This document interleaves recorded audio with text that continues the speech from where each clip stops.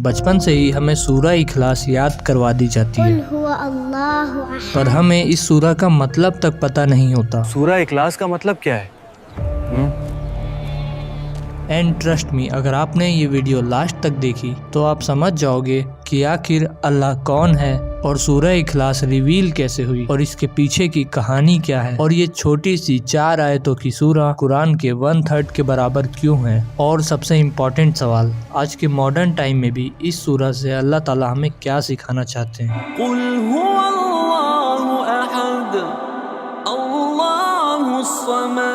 अब ये कहानी की स्टार्टिंग होती है मक्का के उस टाइम से जब लोगों के दिल अंधेरों से भरे हुए थे।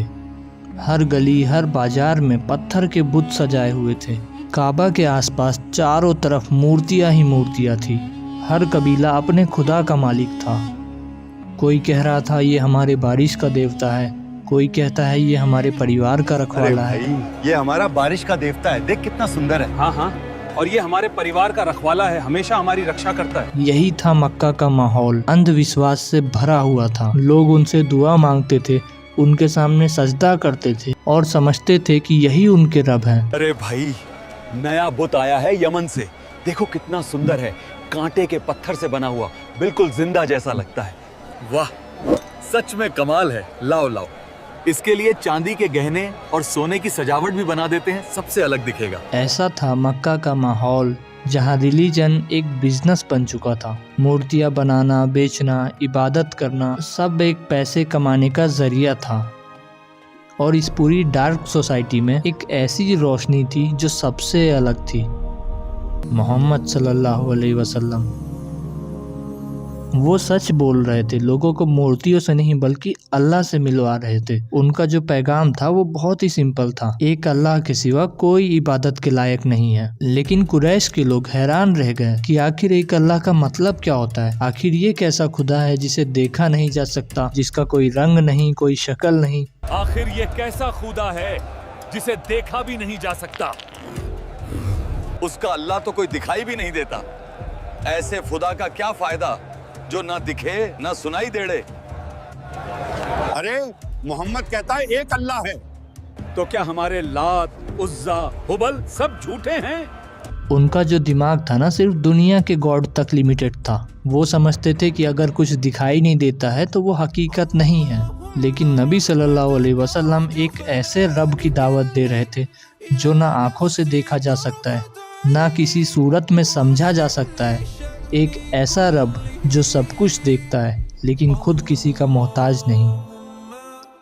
मक्का के लोग हैरान थे, ये कैसा खुदा है जो इंसानों जैसा नहीं है, ना पुतला ना कोई तस्वीर, बस ला इलाहा इल्लल्लाह। कैसा खुदा है जो इंसानों जैसा नहीं, ना सोना ना चांदी ना कोई पुतला ना तस्वीर, बस ला इलाहा इल्लल्लाह। उनके लिए ये बात उनकी समझ से बाहर थी। वो मजाक उड़ाते हुए सवाल पूछ रहे थे, अरे मोहम्मद, हमें बताओ तुम्हारा रब कैसा है? वो किस चीज का बना है, सोना, चांदी या मोतियों का? उन्हें लगता था कि रब भी उनकी मूर्तियों जैसा ही होगा, जिसे हाथों से छू सकते हैं और जरूरत पड़ने पर दुआ मांग सकते हैं। लेकिन नबी सल्लल्लाहु अलैहि वसल्लम मुस्कुराए, उनका चेहरा सुकून से भरा हुआ था। उन्होंने कोई जवाब नहीं दिया क्योंकि अब जवाब आसमान से आने वाला था। और तब सूरह इखलास नाजिल हुई।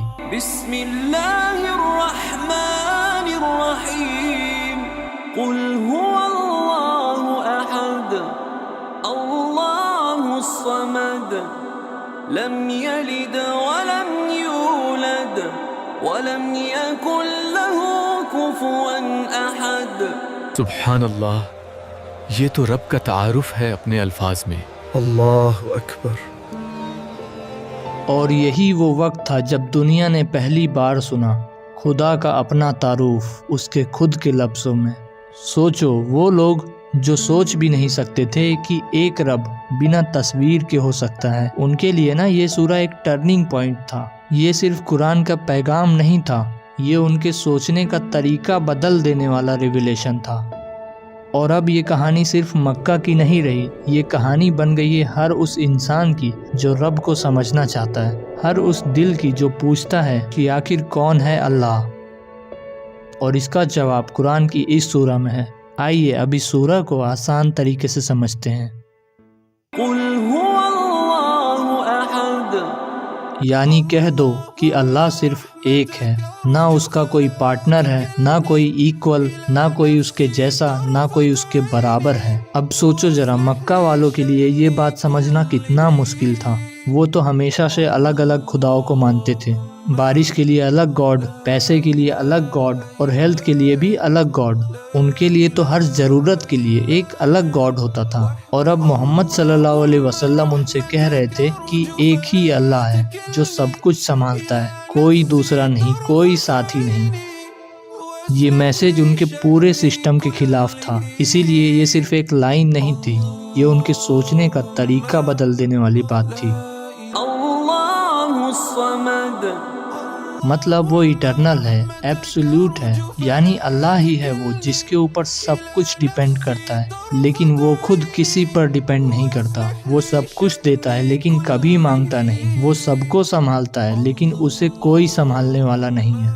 اب سمپل ورڈز میں سمجھو، ہم جیسے ایک دوسرے پر ڈیپینڈ کرتے ہیں نا، جیسے انسان، ہوا، پانی، کھانا، ٹائم، ایموشن، سب ایک دوسرے پر ڈیپینڈ کرتے ہیں، چاہے وہ سب سے پاورفل انسان ہی کیوں نہ ہو، اس کی زندگی کسی نہ کسی چیز پر بیسڈ ہی ہوتی ہے۔ لیکن اللہ سبحانہ و تعالیٰ وہ سب سے الگ ہے، نہ اسے کسی چیز کی ضرورت ہے، نہ وہ کسی کا محتاج ہے، اسی لیے اسے الصمد کہا گیا ہے۔ وہ بالکل بے نیاز ہے، سب کچھ اسی سے چل رہا ہے لیکن وہ خود کسی سے نہیں چل رہا۔ اور تھرڈ آیت میں اللہ تعالیٰ کہتے ہیں نا، لم یلد ولم یولد، یہ آیت صرف قریش کے لیے نہیں تھی، یہ ہر جنریشن کے لیے ہے، ان کے لیے بھی جو آج بھی کہتے ہیں God came as a human, God has a son. تو اللہ نے اس ایک لائن میں کہہ دیا کہ میں کسی سے پیدا نہیں ہوا اور کوئی مجھ سے پیدا نہیں ہوا۔ اللہ تو وہ ہے جو ہمیشہ تھا اور ہمیشہ رہے گا۔ یہ آیتیں انسان کی سوچ بدل گئی، سب کو سمجھ میں آ گیا کہ رب کوئی انسان نہیں ہے، اس کا کوئی خاندان نہیں، وہ صرف رب ہے، بے حد، بے مثال اور بالکل سب سے الگ۔ اب جو یہ لاسٹ آیت کہتی ہے نا، ولم یکن لہ کفوا احد، There is no one equal to him، کوئی اس کے برابر نہیں، کوئی اس کا مقابلہ نہیں، کوئی اس کی مثال نہیں۔ اب یہ سورہ ہر اس انسان سے کہتی ہے تمہارا رب ان سب سے الگ ہے جن کے پیچھے تم بھاگتے ہو، اس رب کے جیسا پورے جہان میں کوئی بھی نہیں۔ اب ذرا سوچ کے دیکھو، ایک سورہ جس میں صرف 4 آیتیں ہیں، انہی 4 آیتوں میں ہے قرآن کا مین میسج، کیونکہ نبی صلی اللہ علیہ وسلم نے فرمایا سورہ اخلاص ایکول ٹو 1/3 آف دا قرآن۔ لیکن اب سوال یہ ہے کہ آخر کیوں یہ قرآن کے 1/3 کے برابر ہے؟ تو وہ اسی لیے نا کیونکہ قرآن کے 3 میجر تھیمز ہیں۔ پہلا توحید یعنی ونس آف گاڈ، اور دوسرا رسالت یعنی پروفیٹ ہوڈ، تیسرا آخرت یعنی آفٹر لائف۔ تو سورہ اخلاص جو ہے نا وہ پورا پہلا تھیم ڈیفائن کرتی ہے، توحید۔ تو اب اس کا مطلب یہ نہیں ہے کہ ہم باقی قرآن کو پڑھے ہی نہ، بلکہ اس کا مطلب یہ ہے کہ ہمیں اس سورہ اخلاص کو پڑھنے پر قرآن کے 1/3 برابر برکتیں ملیں گی۔ اب سورہ اخلاص میں اللہ تعالیٰ اپنا خود تعارف کرا رہے ہیں کہ آخر میں کون ہوں، وہ نہیں جو انسان سمجھ رہا ہو، بلکہ رب خود کہہ رہا ہے میں ہی ہوں جو سب کچھ چلا رہا ہوں۔ اب یہ سورہ نا ان سب بیلیف کا انکار کرتی ہے جو اللہ کو اس کی کریشن کے جیسا سمجھتے ہیں، نہ وہ کسی مورتی کے جیسا ہے، نہ وہ کسی شکل میں ہے، وہ صرف احد ہے، بس ایک اور صرف ایک۔ احد کا مطلب ہوتا ہے جو کبھی ڈیوائیڈ نہیں ہوتا، جو نہ 2 ہو سکتا ہے نہ حصوں میں بانٹا جا سکتا ہے۔ اب یہ سورہ ہمیں ایک ریئلٹی یاد دلاتی ہے کہ ہر ٹائم، ہر حالات میں ہم اسی پر ڈیپینڈ کرتے ہیں۔ جب ہم رو رہے ہوتے ہیں تو وہ سن رہا ہوتا ہے، جب ہم غم میں ہوتے ہیں تو وہ پاس ہوتا ہے، اور جب سب چھوڑ دیتے ہیں نا تو صرف وہی ہوتا ہے۔